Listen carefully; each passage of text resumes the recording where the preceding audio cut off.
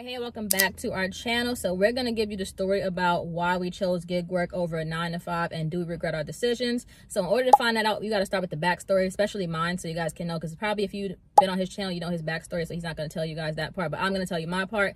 So yeah, let's get started. So basically, I'm going to tell you guys how I grew up. So basically, I grew up poor. I didn't come from no money, pretty much. My mom was a single mom once I turned 3 years old because my father died, and you know, who has control over that? So she was raising me and my sister by herself. She did everything she's supposed to do. She went to college. She did that. She got her degree. But you know how degrees just a piece of paper at this point. Like, even back then, like, the wages was really low. So she struggled to take care of us. The essential stuff, you know, food, roof over our head, clothes, but everything was a struggle. So I remember, like, you know, growing up, it was hard, not having no money, you know, different things like that. If it came down to it, she would make sure that she fed us and she wouldn't have nothing to eat. So that's just how it was. So basically, we lived town at first. The town I was born in was Jersey City, if you guys know where that is. So moved out of there to a different town, and we moved to that town. My mom could not get ahead at all. She could not get a job.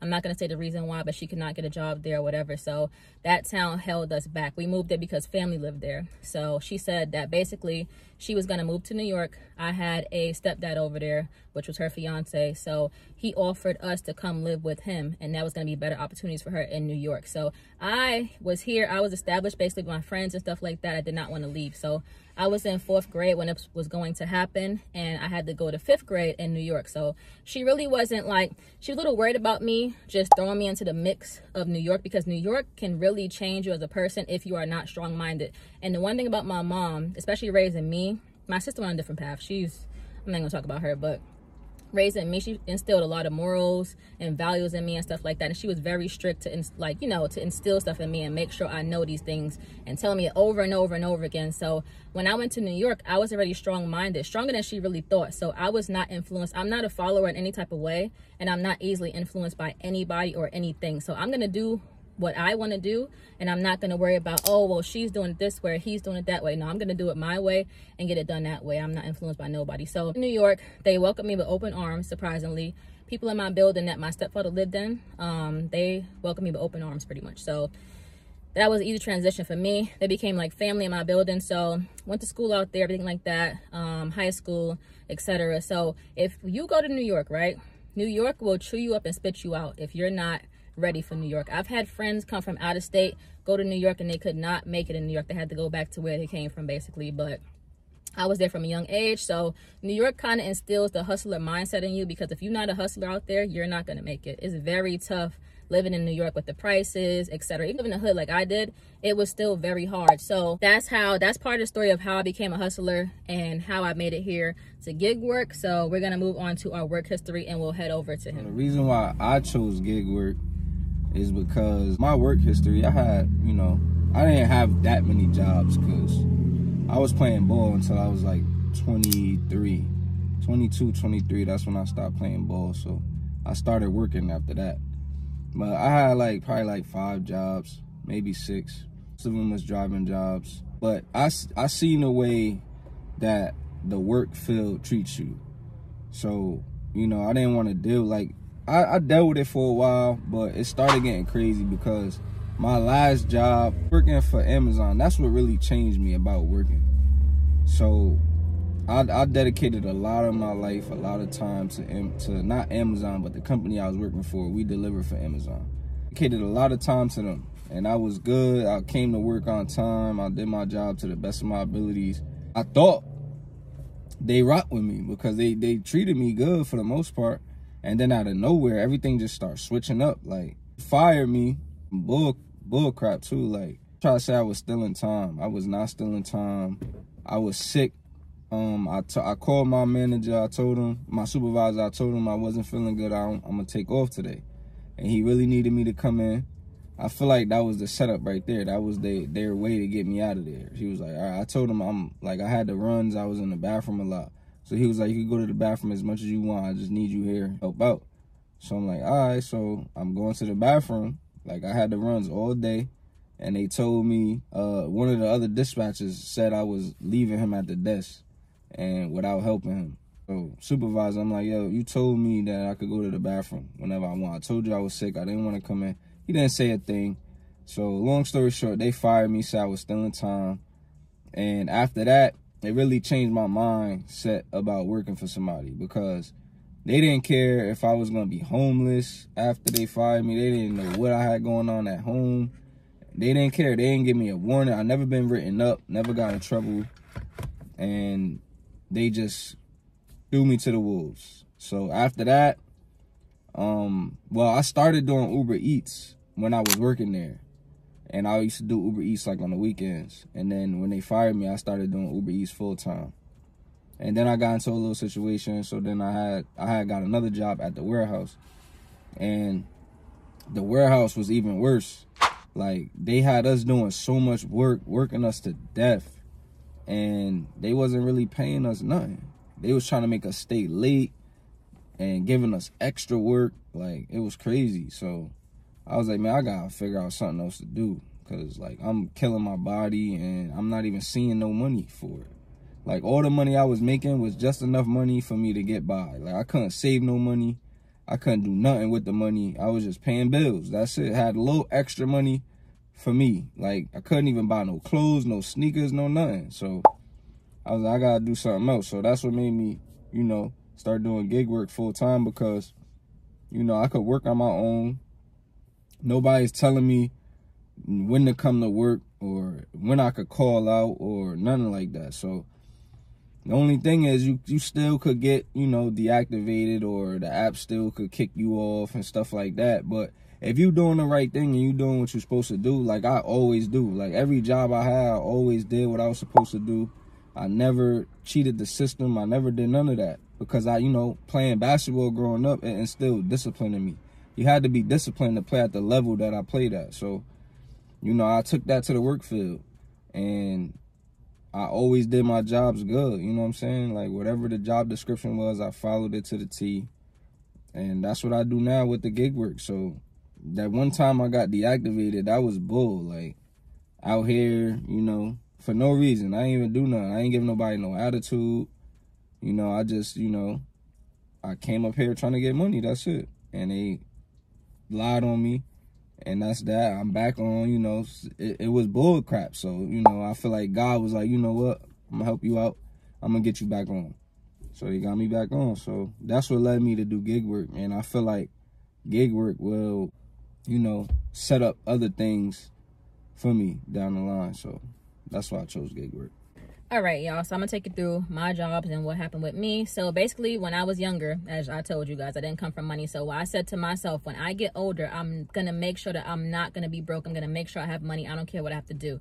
So basically, when I was 17, getting out of high school, I said that I'm gonna work. I never really wanted to go to college. I did have a thing at one point. I went to pre-med in school, in high school. I volunteered at the hospital and stuff like that. I wanted to be a pediatrician at first. But then I found out how much schooling you had to do, so I said, no, I'm not going to do that. And then I had a thing of, like, I wanted to go to culinary school, but culinary school was very expensive. So I kept getting a job at 17. I worked retail. So when I worked retail, my first check was $36. And it was very low, because at 17, I could only work a certain amount of hours. So, and the pay was like, I think it was $6.25 at the time that I started working or whatever. And yeah, so my first check was $36. I was happy about that, because I made my own money for the first time in my whole life. And I was like, okay, I know it's going to get more and more. And I was a really good worker at that age, because that was my main focus. I wanted money and to get it however possible through jobs and stuff like that, because I know my family couldn't give me the stuff that I needed or wanted. Not needed, but wanted, because I was a big fan of, like, you know, buying clothes, buying sneakers, you know, the young person thing or whatever. So after that job, I stayed there for a little bit. Moved on to my next job that I stayed there for 4 years, which is another retail job, clothing. And I got paid $8 an hour from the time I started, and the time I left 4 years later was $8.10. So they was treating us terribly. And at the time, to leave that job was because situation where we lived with my grandmother at the time, but she got sick, so we had to move with my sister. And she lived very, very far from that job. So I was coming to work, doing my best. I was coming late, but I was still coming. And the manager was like, if you come late one more time, I gotta let you go.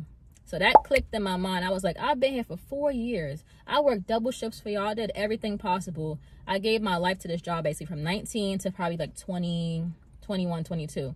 So she said that in my mind, I already was going through so much stuff. I was stressed out. I was like, you know what? I'm gonna go to lunch, I'm never coming back. And that's what I did. I went to lunch, I never came back. And I feel like that's a good thing for me, because I stayed at that job making that $8.10 an hour, I would have got comfortable, I would have never left. So from there, I was living in a situation that I didn't want to live in with my sister, and a lot of people was living in that house, and I just couldn't deal with it no more. I was grown, and people was trying to tell me what to do, and I can't do it. So I said, I got to do something better with my life. I literally sat on the porch, had no job, had nothing. I did with my life. So you know what? I can't go to culinary school, so I'm gonna go to hair school and see how that works out. Went to hair school. The program was for a year or whatever. When I was in hair school, I was going through stuff too. I basically had nowhere to live. My own family kicked me out. I had nowhere to go. I had to stay with strangers, and it was always something back and forth. To get through school, I had so much obstacles in my way, but I ended up finishing school or whatever, and then I worked in the salon industry. I worked there for about 4 years, and all these high-end places, $1 million customers. I had celebrities coming to the place, everything like that. So as I worked there, I didn't really, I don't know, I just saw the way that the people treated the stylists and talked to them and stuff like that, and I just couldn't see myself having to deal with that day after day. And when you're a hairstylist, like, you start as an assistant when you first get into there, and you get a base pay, you get an hourly pay, whatever it is, $14 an hour, $17 an hour, plus tips. I was making really good money. I made such good money that I would have my tips, I would just throw them in my bag like paper. At the end of the week, I would count them up, and I would have so much money, basically. But once I become a stylist, it's all on me and how much clients I get and how much money I make from the clients. There's no base salary. It's just all me. So it was training me to be a stylist, but I just wasn't feeling it or whatever, especially with my boss. I wasn't getting along with him or whatever, but it wasn't for me. So I quit that or whatever, and I got regular jobs. So the retail field, I was in interior design as well. So the interior design jobs, like the retail, you make good money. I was making so much money in that space. Stayed there for probably like maybe 2-3 years, moved on, went to my last job. That was an office job. When I went for the interview, the minimum wage was $15 an hour. They didn't even want to give me that. They wanted to give me $13, under the minimum wage, basically. I said, I'm not taking the job if you're not paying minimum wage at least, because I came from something that's paying me $18.50. I had to take a pay cut because stuff was happening and stuff like that. So paid me that, and it was like, nobody stays in your position for longer than 2 weeks. I stayed there for a year, and once the year was up, I said, I'm gonna ask for a raise. I want $17 an hour, and then COVID hit, and there was no more job after that. So I was during COVID, you know, I was getting a lot of money. I had unemployment. I made like a bunch of money on Poshmark selling stuff. I made like $6,000 on Poshmark from my house during the pandemic. I was selling wigs, crazy or whatever. So all that money, saving it up, and then I said, you know what? I wanted to move back to New Jersey for the longest time. That's what I'm going to do with my next move. I saved all this money. Let me move to Jersey. So I happened to be looking at videos and seeing if I could find some like side hustles and stuff like that. So I looked at videos and I came across his video. So I didn't know him at all. He was doing a video about an app called Manolo or something like that. So I was like, I need to find out like about this and like what the app is. But he didn't say the app in the video, so I didn't know. So I had to message him, and he commented back and told me about it, and we emailed and stuff like that. So if you want to see how we met, that's how we met, and the story time's on our second channel. So tell me about that. I could not find any jobs in my area. I would have had to travel from New York to Jersey by myself, and it's like far out places and stuff. So I never did that, and we ended up meeting up, you know, getting together, and then we ended up doing Spark together, because I was like, we should do Spark videos and stuff like that, because I introduced him to Spark and Instacart, right? Yeah, so we did those two or whatever, and that's pretty much what led us here and us together right now, was the apps pretty much, and YouTube, etc. So apps helped us get together, so did YouTube. Yeah, that was my work history, and that's how we got here basically. So the question is, do we recommend gig work? So I'm doing it 1 day a week now, right? So whenever I'm able to get a car or whatever, I plan on doing it like part-time, because, oh, background to it, sorry. I do have a work from home job right now, but the job is me taking care of my mom. My mom became disabled 7 years ago, so I was taking care of her the whole time without getting paid, no money from that or whatever, while working a regular job. Recently, 2 years ago, I started getting paid so I can work from home, because I can't work a normal job with her being sick like that, so I have to work with that. But that's not really much money. It's kind of like a part-time hours and stuff like that, so I need more money. So we make money from YouTube as well as the apps or whatever. So I'm doing it 1 day a week now, but like I said, when I'm able to get a car, I'll probably like start doing food delivery or whatever, and I'll probably post it on here like 1 day a week, like my solo runs and stuff like that, once I get like really good driving and stuff like that. But yeah, do you recommend it? It depends. Like if you have my situation, like my situation is pretty okay right now. Like I live with my uncle. It's me, my uncle, my little cousin, And, you know, we split all the bills and stuff like that. So I don't pay much in rent. We own the house. Well, he owns the house. So the house has been in my family for over 100 years. So, like, that house, whenever somebody got to regroup in the family or, you know, not on their feet, we go back to that house. We get back on our feet, and then we try again. But I've been living there for a while now, probably like 6-7 years. And I plan on moving out and getting my own place. But right now, you know, my situation is okay.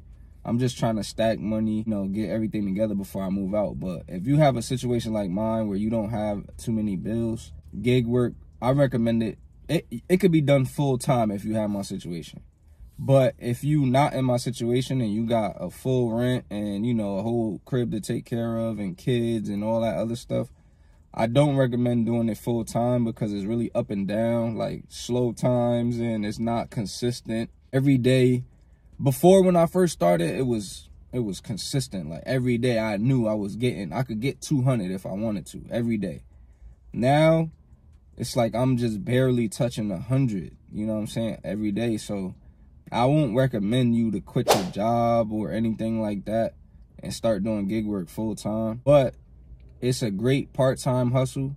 It can put extra money in your pocket if you do it on certain days that, you know, the days be booming, like the weekends and stuff like that. Yeah, I recommend it. But full time, I don't recommend it. Not right now. The way the apps is going right now is real slow. And, you know, it's a real struggle out here on these apps.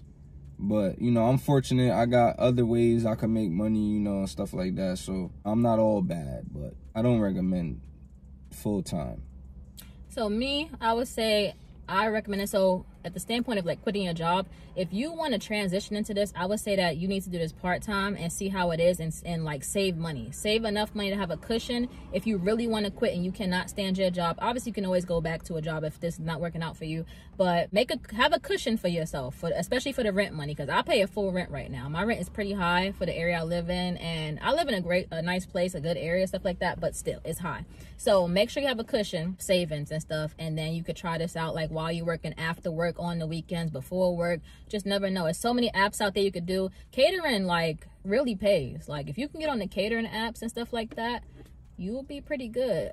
Food delivery is so. Spark, Instacart are also so. You guys gotta have a lot of apps in your portfolio in order to do this if you want to ever do it full time. But like he said, it has to do with your lifestyle and your circumstances. Like me, with the rent that I have, it would be no way I could do this full time. I mean, I could, but my mom, I couldn't do it like that. But if I didn't have that situation, she was fine or whatever, full time, I would have to probably work like probably 8 to 10 hours a day, which I have no problem. I'm a hustler. I'm a workaholic. I will work to the bone. I don't care, because I love money. Like, I'm addicted to money, so I have to get it. But yeah, I would say 50-50. You really got to try it out. Depends on you and your circumstances. So that's pretty much it. Hopefully you guys learned some stuff about us today, especially me, because I don't think you guys knew my backstory, nothing like that. And if you want to hear more about his stories, he can tell you guys on his channel. I'm sure he's told many times about how he grew up playing basketball, was going to go to the NBA, right? You told him. Had dreams. Yeah, had dreams. NBA. Yeah, to go to the NBA. But when I got to high school, like my senior year, it really deterred my NBA dreams. And it's hard getting into NBA. Like, hard. My college, it was, when you play at a certain level, well, any sports, when you play at the high level, it's a lot of politics. Like, it's about business for a lot of people. And they really lose sight of the entrance of the kids, you know? So I used to coach. I coached for 2 years. Me and my boy, we went to high school together. We won a state title together, and then we won a state title coaching. So we always said to ourselves, like, we wasn't going to be like our high school coach. We was going to, you know, pour everything, because it's about the kids. It's really not about you anymore. Like, when you coaching it, you trying to do what's best for the kids. And my high school coach, he didn't really do what's best for everybody. He did what's best for the people that could benefit him. So if you couldn't benefit him in any way, like, he just didn't care about you. He didn't make sure you was good, nothing like that. So after that, that's when I really changed. Was starting to think about different things to do other than playing basketball. But I played as long as I could. I made a little money playing in Puerto Rico. But other than that, it was cool. Yeah, so that's our stories. Ask us questions down below. We'll see you guys next time.